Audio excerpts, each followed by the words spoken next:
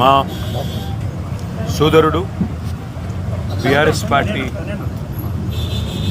Social media convener, అదేవిధంగా తెలంగాణ ఉద్యమంలో క్రియాశీలంగా పనిచేసిన విద్యార్థి నాయకుడు, Telangana state mineral development corporation మాజీ అధ్యక్షుడు సోదరుడు మన్నె క్రిషాంక్ గారిని ఒక ఫ్రివలస్ కేసులో, అంటే ఒక పనికిమాలిన కేసులో చేయని తప్పుకు ఇవాళ అరెస్టు చేసి ఈ రాష్ట్ర ప్రభుత్వం గత వారం రోజులుగా వేధిస్తూ ఉన్నది. తప్పు చేసిన రేవంత్ రెడ్డి ఇవాళ బయట తిరుగుతూ ఉన్నాడు. ఫోర్జరీ చేసి ఉస్మానియా చీఫ్ వార్డెన్ యొక్క లెటర్ను ఫోర్జరీ చేసిన క్రిమినల్ ఏమో ఈ రాష్ట్రానికి ముఖ్యమంత్రి, కానీ అసలు నోటీస్ని బయటపెట్టిన క్రిషాంక్నేమో ఈరోజు చెంచల్గూడ జైల్లో పెట్టినారు. దీన్ని బట్టే చెప్పవచ్చు ఈ రాష్ట్రంలో వ్యవస్థ ఎట్లా పనిచేస్తూ ఉంది, ఈ రాష్ట్రంలో ప్రభుత్వ పనితీరు ఎట్లా ఉందో దీన్ని బట్టే చెప్పవచ్చు.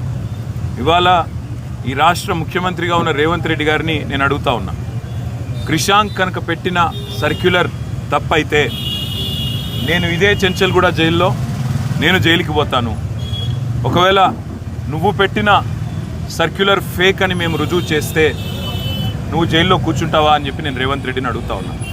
సిగ్గు లేకుండా చేసింది ఒక వెధవ పని, మళ్ళీ మీదుగా ఇవాళ మా సోదరుణ్ణి జైల్లో పెట్టి ఈ రకంగా ఇబ్బంది పెట్టడం, ఈ రకంగా కావాలని ప్రభుత్వంలో ఉన్నానని చెప్పి అధికార మదంతో అధికార యంత్రాంగాన్ని అడ్డం పెట్టుకునేదైతే చిల్లర రాజకీయం చేస్తున్నాడు రేవంత్ రెడ్డి.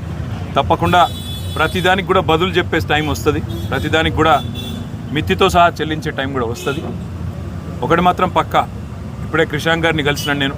చాలా ధైర్యంగా ఉన్నాడు, చాలా నవ్వుతూ చిరునవ్వుతో చెప్తున్నాడు, ఏం కాదన్నా, నాకేం పర్వాలేదు, నాకు ఉద్యమము కొత్త కాదు, కేసులు కొత్త కాదు, ఏం పర్వాలేదని చెప్తున్నాడు. చేయని తప్పుకు ఇవాళ వారం రోజులు జైల్లో ఉన్న ఆయనలో ధైర్యం మాత్రం సడలేదు. ఆయన శ్రీమతి కూడా ఇక్కడే ఉన్నారు, సుహాసిని గారు, తను కూడా ధైర్యంగా ఉంది, తన కుటుంబం కూడా ధైర్యంగా ఉంది. నేను ఈ ప్రభుత్వాన్ని నేను డిమాండ్ చేస్తూ ఉన్నా, చేసిన వెధవ పనికి ఇప్పటికైనా క్షమాపణ చెప్పి వెంటనే క్రిషాంక్ని విడుదల చేయండి. లేదా నిజంగానే రేవంత్ రెడ్డి నీకు దమ్ముంటే నువ్వు ముందుకు రా, ఎక్స్పర్ట్స్ ముందు పెట్టు, నువ్వు పెట్టిన సర్క్యులర్ పెట్టు, క్రిషాంక్ పెట్టిన సర్క్యులర్ పెడదాం, ఏది ఒరిజినల్లో తెలుద్దాం, ఏది డూప్లికేట్, ఏది ఫోర్జరీ తెలుద్దాం. ఆ తర్వాత ఎవరు చెంచల్గూడలో కూర్చోవాలో కూడా తెలుద్దామని చెప్పి కూడా నేను రాష్ట్ర ముఖ్యమంత్రిని, ఈ రాష్ట్ర ప్రభుత్వాన్ని డిమాండ్ చేస్తూ ఉన్నా. ఇకనైనా బుద్ధి తెచ్చుకొని, ఇకనైనా సిగ్గు తెచ్చుకొని, చేసిన తప్పును సరిదిద్దుకొని మరి వెంటనే క్రిషాంక్ని విడుదల చేయాలని చెప్పి కూడా నేను డిమాండ్ చేస్తాను. Thank you.